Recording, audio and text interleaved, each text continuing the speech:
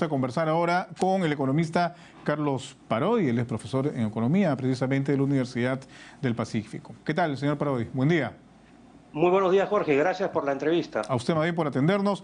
Para comentar esta decisión que se ha tomado por parte del Ejecutivo de dar por culminada esta figura de la suspensión perfecta que se dio durante el gobierno anterior debido a la pandemia. ¿Le parece positiva esta decisión o considera que todavía estamos en un momento de recuperación en la economía que podría dificultar, en el caso de algunas empresas, esta medida? A ver, acá hay que tomar en cuenta dos cosas, Jorge. La primera, exactamente la que tú has dicho. En la medida que la economía recién se está recuperando, eliminar esta posibilidad lo que va a crear probablemente sea desempleo. Es decir, se va a romper el vínculo laboral entre la empresa y el trabajador. Y el segundo elemento a considerar es que, según advierten los especialistas, es muy probable que haya una tercera ola. Entonces, en el caso de una tercera ola y que digamos, reduzcan otra vez los aforos a los negocios, a las empresas, etcétera, ¿qué cosa van a hacer las empresas? Si van a tener que mantener al trabajador y no van a tener cómo obtener dinero para remunerarle. Es decir, acá los más afectados van a ser las MIPES, las medianas y pequeñas, las micro y pequeñas empresas. Me parece peligroso, me parece que han debido esperar un poco para que la economía se recupere un poco más y segundo, para que tengamos la certeza que la tercera ola no va a ser tan fuerte como nos advierten algunos. El mismo MINSA, el Ministerio de Salud, nos advierte que puede ser tremendamente complicada la tercera ola, ¿no? Sin embargo, los argumentos que por lo menos se esgrimen son que se está precisamente en un proceso ya de reactivación económica, con aforos más amplios, con locales que se han reabierto, con algunos rubros que también han retomado sus actividades correspondientes, con una población vacunada, no en gran porcentaje, pero se está avanzando en ese sentido. ¿Todas estas variables considera usted que son insuficientes? Son insuficientes. Mire, mira, Jorge, un dato muy concreto. Si nos comparamos con América Latina, en Perú más o menos 27% de la población tiene las dos dosis, ¿no es cierto? Está protegida, digámoslo así. Pero si miramos Uruguay y Chile, están en 75%. Si miramos México, está en 45%. Argentina está en 40%. Es decir, a pesar que tenemos 26%, 27% de la población con dos dosis, es muy poco y somos, digamos, carnecita para la tercera ola, porque una gran parte de la población todavía no está vacunada. Entonces, y además la economía recién se está recuperando, ¿no? Las expectativas de crecimiento para 2022 son bien bajitas. Entonces, la verdad es que no me parece, pero bueno, hay que esperar a ver qué es lo que pasa, ¿no? Claro, ¿y hay alguna medida, digamos, que pueda paliar esta situación? Porque, claro, es obvio que es responsable pensar en las empresas formales, Claro. que están incluidas dentro de esta decisión del gobierno, pero de otro lado también hay que ponernos a pensar en los trabajadores como tales, ¿no? Por supuesto. Miles de trabajadores se han visto afectados por esta figura de la suspensión perfecta a la que se han ocurrido también varias empresas. De hecho, hay un caso de una conocida cadena de cines que finalmente tuvo que pagar las remuneraciones correspondientes porque, según la decisión que se habían tomado por parte de, o sea, la observación que se habían tomado por parte de las autoridades competentes, no se había desarrollado debidamente esta invocación a la suspensión perfecta. Entonces hay varios aspectos ahí que también se deben tomar en cuenta. Por supuesto que sí. No quiero que en absoluto se me entienda que estoy en contra de que los trabajadores reciban un ingreso. Jamás diría eso. Al contrario.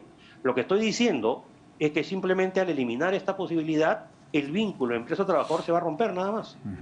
Hay que ponerse a pensar en el que invierte. Y ojo, no estoy hablando de una empresa grande, ¿ah? Estoy hablando de una MIPE, de una pequeña empresa que puede estar ubicada en Gamarra, en cualquier parte del Perú, que simplemente al no tener esa opción y está recuperándose muy lentamente, entonces va a tener que romper el vínculo. Fíjese usted, si nos comparamos con 2019, el déficit de empleos es todavía más o menos 900.000 personas en todo el Perú. Entonces, si tomamos esta medida, simplemente esos pocos que todavía podían por lo menos mantener el vínculo laboral lo van a perder. ¿Y cuál sería el punto medio? De repente, un punto de equilibrio en el que no se perjudique en gran medida las empresas, incluyendo las que usted señala, que son importantes, las MIPES, y que tampoco se perjudiquen de tal manera los trabajadores. ¿Hay algún punto medio en el que se pueda trabajar o no? A ver, yo no conozco mucho, no soy abogado, no conozco mucho la parte legal, pero el punto medio es simplemente crear las condiciones para que la inversión siga aumentando. Es decir, el empleo no se va a solucionar mediante leyes. Y eso es algo que hay que decir bien claro y frontal. El empleo no crece cuando yo aplico leyes. El empleo crece cuando la inversión, el emprendedor, la emprendedora, la empresaria, el empresario, naturalmente actúan y contratan personas. Entonces, lo que hay que hacer es crear ese ambiente para que eso ocurra. Y ese ambiente, con tantas leyes que hacen encarecer el hecho de tener a un trabajador, simplemente no va a funcionar. Hay evidencia empírica histórica abundante, no solo en Perú, sino en N países en el mundo. Ahora, estas condiciones de estabilidad tienen que ver también con las decisiones que se toman desde el Ministerio de Economía, los anuncios que se hacen, los signos de tranquilidad, de estabilidad, en fin. El ministro Pedro Franque ha señalado que, bueno, el mercado mundial no evalúa al Perú como un país riesgoso. Esto nos puede dar algún tipo de rango de manejo, digámoslo así, de la economía macro para beneficio de todos, o considera que en realidad son demasiado optimistas en sus predicciones? Mira, Jorge, lo voy a poner con un ejemplo sumamente sencillo. Es como si en tus exámenes del colegio hubieras tenido hasta ahora 15 y te han bajado a 13 de nota. O sea, sigue estando aprobado, pero ya no con 15, sino con 13. Entonces el profesor o la profesora se comienza a mirar, oye, ¿cómo ha bajado de 15 a 13? ¿Qué le pasa si siempre tenía 15? Entonces no puede ser una buena noticia que porque tengamos 13 y porque nos comparamos con los que tienen 0,8 o 0,7, entonces estamos bien. No, si uno quiere aspirar a mejorar como país, tiene que compararse con el que tiene 17 o 16. Es con lo que haría cualquier alumno de colegio. Ahora, y ahora el tema, por ejemplo, del titularato en el Banco Central de Reserva, ¿no? Se había comentado mucho hace algunas semanas la presencia o la continuidad del señor Julio Velarde, pero en las últimas 2 semanas o la última semana, pues aparentemente no hay evidentemente una decisión tomada. ¿Esto también se incluye dentro de los signos de inestabilidad, intranquilidad, considera usted? Claro que sí, Jorge. Fíjate, si tú recuerdas los gobiernos de 2011 con Ollanta Humala y 2016 con PPK, apenas fueron electos, no el 28 de julio, sino cuando fueron electos, al otro día dijeron Julio Velarde se queda en el Banco Central. O sea, yo no estoy diciendo que se tenga que quedar, lo que estoy diciendo es que tiene que haberse anunciado esto desde el comienzo. ¿Por qué razón? Porque una de las fortalezas que tiene la economía peruana es justamente la estabilidad monetaria, que ahora se está viendo medio, digamos, complicada con el aumento de los precios de los alimentos, ¿no? Los precios básicos del aceite, del gas, en fin, ¿no? Claro, y pero también tiene un tema a nivel internacional. Eso es lo que quiero decir. Hay 2 factores acá. Un tema internacional que tiene que ver con los precios de los insumos alimentarios que han subido, pero otro tema que tiene que ver con el precio del dólar, porque para traer cosas de fuera hay que comprar dólares antes. Y no es lo mismo comprar un dólar a 3.60 o 3.70 que comprar a 4.10. Entonces, estás hablando de que el que trae maíz, el que trae aceite de soya, el que trae trigo, está pagando ahora 50 céntimos más por cada dólar.